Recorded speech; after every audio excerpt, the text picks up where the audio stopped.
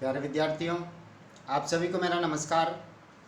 मैं डॉक्टर नेमीचंद कुमावत, सहायक आचार्य हिंदी विषय, राजकीय महाविद्यालय की आपके इस बीए प्रथम वर्ष विषय हिंदी साहित्य के द्वितीय प्रश्न पत्र की आज की इस ऑनलाइन कक्षा में मैं आप सभी का हार्दिक अभिनंदन और स्वागत करता हूं।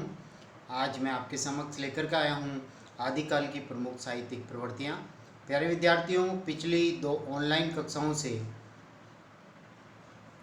कक्षाओं के माध्यम से हम इस विषय वस्तु को पढ़ते आ रहे हैं, आदिकाल की प्रमुख काव्य प्रवृत्तियों को, जिसमें 7 काव्य प्रवृत्तियों और आदिकालीन साहित्य की पृष्ठभूमि, भूमिका और उस साहित्य से संबंधित विस्तार से चर्चा हमने पिछली 2 ऑनलाइन कक्षाओं में की हैं।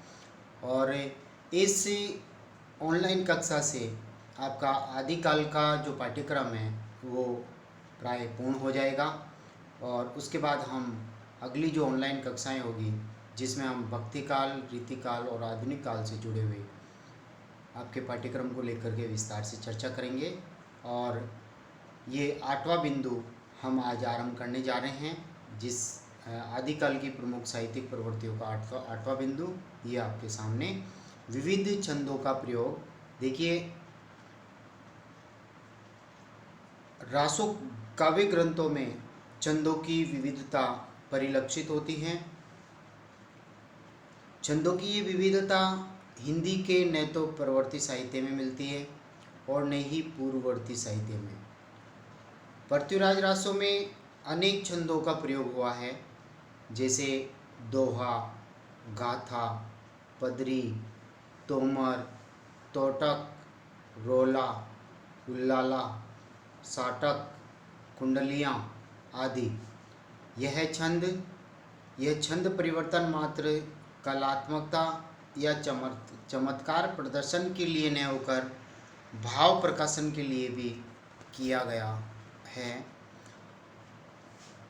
छंदों की विविधता के कारण ही चंद बरदाई को छंदों का सम्राट और उनकी जो काव्य रचना है, महाकाव्य प्रबंधात्मक कृति पृथ्वीराज रासों को छंदों का अजायबघर कहा जाता है। अजायबघर का तात्पर्य जहाँ पर भिन्न भिन्न प्रकार की, भिन्न भिन्न किस्म के और भिन्न भिन्न कोटि के जो जानवर होते हैं जिनको रखा जाता है अजायबघर, उसी तरह से यहाँ पर भिन्न भिन्न कोटि के, भिन्न भिन्न प्रकार के छंदों का प्रयोग, यानी 68 अध्याय जिसमें पृथ्वीराज रासों में, उसमें 69 छंदों का प्रयोग किया गया है।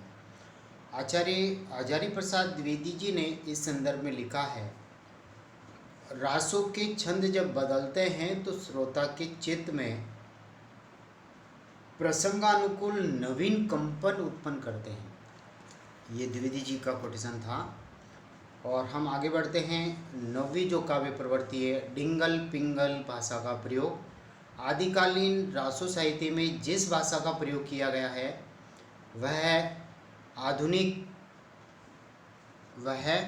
आधुनिक हिंदी से बहुत भिन्न है। अपभ्रंश और राजस्थानी भाषा के जिस मिले जुले रूप का प्रयोग चारण कवियों ने रासो ग्रंथों में किया है, उसे डिंगल नाम दिया गया है। इसी प्रकार तत्कालीन अपभ्रंश और ब्रज भाषा के मेल से बनी भाषा को पिंगल कहा जाता है, जिसका प्रयोग भी इन ग्रंथों में किया गया है। वीर रस के भावों को व्यक्त करने की अद्भुत क्षमता डिंगल पिंगल भाषा में विद्यमान है। अनुस्वार और द्वित्व वर्णों की प्रवृत्ति अनुस्वार और द्वित्व वर्णों की प्रवृत्ति भी रासो भाषा में उपलब्ध होती है। संस्कृत की तत्सम शब्दावली के साथ ही तद्भव शब्दों का भरपूर प्रयोग इन रासो ग्रंथों में उपलब्ध होता है। अगली 10वीं काव्य प्रवृत्ति आपके सामने है प्यारे विद्यार्थियों, अलंकारों का स्वाभाविक प्रयोग। ये हर कालखंड की प्रवृत्ति हैं। रासो साहित्य में अलंकारों का स्वाभाविक समावेश हुआ है। चारण कवियों ने अपने मनोभावों चारण कवियों ने अपने मनोभावों को व्यक्त करने में अलंकारों का भरपूर सहारा लिया है। उपमा, रूपक और उत्प्रेक्षा का जैसा हृदयग्राही चित्रण इन काव्य ग्रंथों में मिलता है, वैसा अन्यत्र दुर्लभ है। सौंदर्य चित्रण में उत्प्रेक्षाओं को काम में लिया गया है। यद्यपि रासों के विशाल कलेवर में प्राय सभी अलंकार खोजने से प्राप्त हो जाते हैं, तथापि अनुप्रास अलंकार, वक्रोक्ति, यमक, श्लेष, उपमा, रूपक, उत्प्रेक्षा और अतिशयोक्ति जैसे अलंकारों की प्रधानता हमें देखने को मिलती है। अलंकारों के स्वाभाविक प्रयोग से संबंधित एक प्रश्न यहाँ पर, एक उदाहरण यहाँ पर है। देखिए, मनु काम कामिनी रचिए। मनु यानी मानो, जानू, जनु, मनु, जनु जैसे वाचक शब्दों का प्रयोग हो तो उत्प्रेक्षा अलंकार होता है। ये इसका लक्षण है। मनहु काम कामिनी रचिए, रचिए रूप की रास, पशु पक्षी सब मोहिनी, सुर नर मुनियर पास। यहाँ पर पद्मावती के रूप सौंदर्य का चित्रण करते हुए कवि कह रहे हैं कि मानो काम कामिनी रचिए, मानो कामदेव की पत्नी कामिनी को ही विधाता ने यहाँ पर पद्मावती के रूप में रच डाला है। रचिए रूप की रास, इस तरह से इसको रचा है कि मानो ये रूप यानी सुंदरता का खजाना है। पशु पक्षी सब मोहिनी, इसके रूप सौंदर्य को देख रहे पशु पक्षी मनुष्य सब मोहित हो रहे हैं। सुर नर मुनियर पास, यानी सूर्य यानी देवताओं, नर यानी मनुष्य, मुनि यानी ऋषियों को भी ये पासे की फंदे में अपनी सौंदर्यता की ओर आकृष्ट करके वे फंसा लेती है। ये रूप सौंदर्य का चित्रण यहाँ पर, यानी अलंकारों का स्वाभाविक प्रयोग। अगली जो काव्य प्रवृत्ति है, और वो काव्य प्रवृत्ति आपके सामने है। देखिए, प्रकृति चित्रण में पारंपरिक निर्वाह। प्रकृति चित्रण हर कालखंड में हुआ है। तो यहाँ पर भी देखिए, आदिकालीन साहित्य में प्रकृति विषयक कविताओं में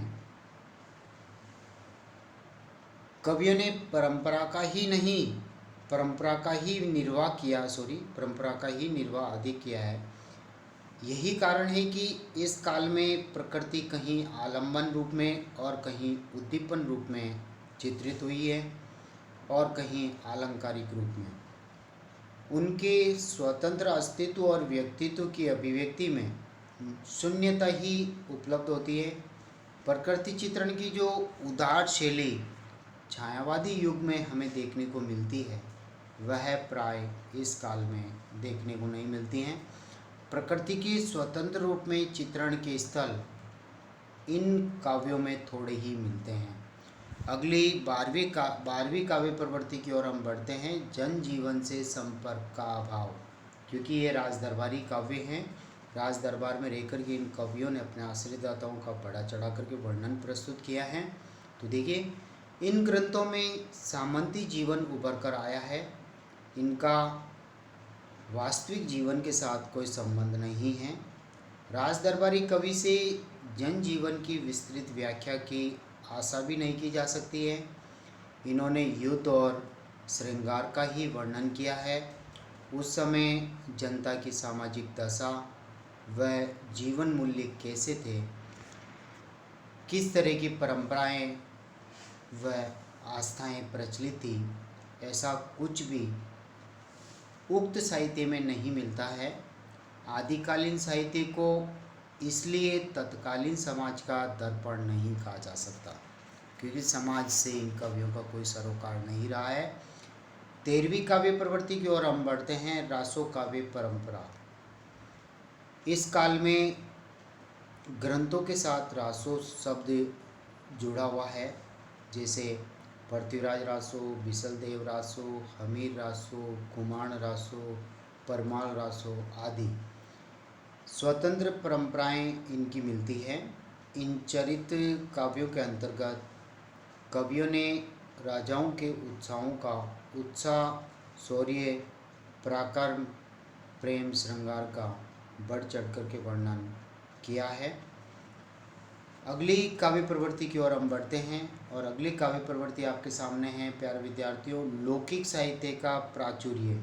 इस आदिकाल में हमें लौकिक साहित्य भी काफ़ी कुछ देखने को मिलता है।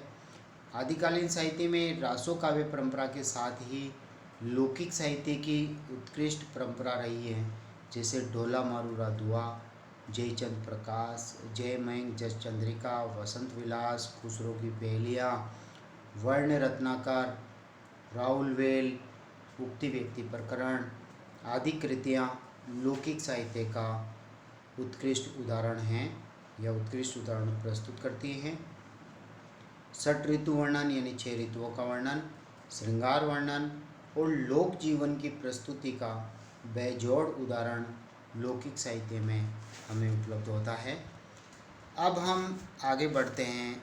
इन जो हमने जो 14 काव्य प्रवृत्तियों को हमने पढ़ा है, प्यारे विद्यार्थियों, आपकी जो महर्षि दयानंद सरस्वती विश्वविद्यालय का जो प्रश्न पत्र आएगा, उस प्रश्न पत्र में इस यानी हिंदी साहित्य के आदिकाल की प्रमुख प्रवृत्तियों का जो वर्णन का जो ये प्रश्न होगा, ये इसकी लिमिट होगी 500 शब्द। और मैंने ये 6 पेज में आपके सामने ये पाठ्यक्रम रखा है और आप इनको 4.5-5 पेज में ही आप इनको लिखेंगे। और 14 बिंदु बहुत होते हैं, 14 बिंदुओं को आप याद करके उदाहरण पुष्ट तर्क पुष्ट शैली में आप इनका उत्तर दें तो आपके अच्छे से अच्छे अंक आएंगे। 80, 70, 80, 90% तक भी अंक आपके आ सकते हैं मैथमेटिक्स की तरह। अब हम निष्कर्ष की ओर आगे बढ़ रहे हैं। निष्कर्ष रूप में कहा जा सकता है कि आदिकालीन रासो साहित्य की प्रवृत्तियाँ तत्कालीन परिस्थितियों की देन हैं। जहाँ तक चारण कवियों की काव्य प्रतिभा का प्रश्न है, वह अपने में बेजोड़ हैं। कथा प्रसंगों की योजना, वर्णनात्मकता, भाव एवं रस योजना आदि दृष्टियों से रासो साहित्य अनुपम कहा जा सकता है। किंतु वीर गाथाओं की अधिकता के कारण आदिकाल के साहित्य में कई तरह की न्यूनताएं हमें दृष्टिगोचर होती है। फिर भी शौर्य निरूपण और ओजस्वी भावों की व्यंजना में यह अनुपम रहा है। प्यारे विद्यार्थियों, ये हिंदी साहित्य के आदिकाल की प्रमुख प्रवृत्तियों पर हमने विस्तार से चर्चाएं की हैं। इनके अतिरिक्त भी कुछ बिंदु और बनते हैं, जिनको भी इन 14 बिंदुओं के अलावा भी आप सम्मिलित कर सकते हैं। जैसे वीरों की गाथाएं लिखना आदिकाल की प्रमुख काव्य प्रवृत्ति हैं। प्रबंध और मुक्तक काव्य 2 रूप मिलते हैं, जैसे रासो काव्य में भी हमने प्रबंध और मुक्तक में रूप मिल जाते हैं। जैसे विद्यापति की जो पदावली है, विद्यापति कवि के वो मुक्तक काव्य हैं। राहुल वेल, उक्ति व्यक्ति प्रकरण, अमीर खुसरो की पहेलियाँ, ये मुक्तक काव्य हैं। और रासो काव्य जो है वो प्राय प्रबंध काव्य और खंड काव्य के रूप में लिखे हुए हैं। इसी तरह से 17वीं काव्य प्रवृत्ति की ओर आप आगे बढ़ते हैं तो सिद्ध साहित्य आदिकाल की प्रमुख काव्य प्रवृत्ति हैं। नाथ साहित्य लिखा गया था, जैन साहित्य लिखा गया था। इन तीनों बिंदुओं को अलग अलग लेकर के भी आप इनको पढ़ा सकते हैं। अन्य फुटकर साहित्य भी लिखा गया था, जैसे अमीर खुसरो की पहेलियाँ, विद्यापति कवि के द्वारा विद्यापति पदावली, राहुल वेल, उक्ति व्यक्ति प्रकरण जैसी रचनाएं भी हमने फुटकर साहित्य के रूप में हमें मिलती हैं। तो प्यारे विद्यार्थियों, ये आदिकाल की प्रमुख 18 काव्य प्रवृत्तियाँ मैंने आपके समक्ष रखी हैं। इन पर मैंने विस्तार से आपके साथ चर्चाएं की हैं। और मैं आप लोगों से एक निवेदन करना चाहता हूँ कि ये जो नोट्स हम तैयार कर रहे हैं, बड़ी मेहनत से तैयार कर रहे हैं। इनके PDF नोट्स हम आपके कक्षावार और विषयवार बनाए हुए व्हाट्सएप ग्रुप में हम शेयर कर रहे हैं। साथ ही इन सभी PDF नोट्स पर हम लेक्चर्स रिकॉर्ड करके कॉलेज का जो YouTube चैनल है CCE राज पर हम इनको अपलोड कर रहे हैं। वहाँ से भी आप इनको ओपन करके पढ़ सकते हैं। और इनका जो लिंक है वो हम आपके व्हाट्सएप ग्रुप में भी शेयर कर रहे हैं। साथ ही इस CCE राज चैनल पर प्रत्येक विषय की प्ले लिस्ट बनाई हुई है, जिसको आप क्लिक करेंगे तो उस विषय से संबंधित सारे वीडियोज एक साथ ओपन हो जाएंगे और वहाँ से आप अच्छी तरह से इनका अध्ययन कर सकते हैं। इस लॉकडाउन पीरियड में ये एकमात्र जरिया ऑनलाइन कक्षाओं का है, जिसमें राज्य सरकार के आदेशानुसार हम ऑनलाइन कक्षाएं ले रहे हैं और इन सभी कक्षाओं का आप सभी को फ़ायदा मिले।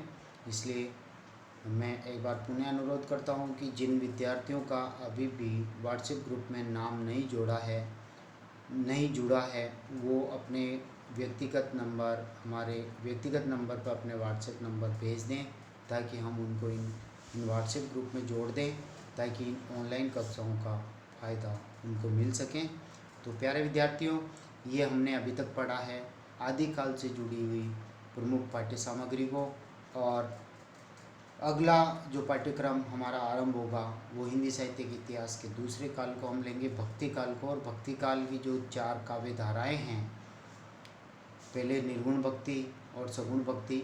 निर्गुण भक्ति में ज्ञानाश्रयी काव्य धारा कबीर जिसके प्रतिनिधि, फिर प्रेमाश्रयी काव्य धारा जिसके जायसी प्रतिनिधि, और फिर सगुण काव्य धारा जिसमें कृष्ण भक्ति काव्य धारा के प्रतिनिधि कवि सूर और राम भक्ति काव्य धारा के प्रतिनिधि कवि तुलसीदास जी। इनको लेकर के इन प्रमुख कवियों का संक्षिप्त परिचय, और चारों काव्य धाराओं पर 4 प्रश्न और एक अष्टचाप के कवियों पर भी प्रश्न बनता है। इस तरह से 4-5 प्रश्नों को लेकर के हम भक्ति काल की पाठ्य सामग्री को अगली ऑनलाइन कक्षाओं में पढ़ेंगे। और अगली ऑनलाइन कक्षाओं के लिए आप इंतज़ार करें। तब तक के लिए जय हिंद, जय भारत। आप सभी को बहुत बहुत धन्यवाद। ओके।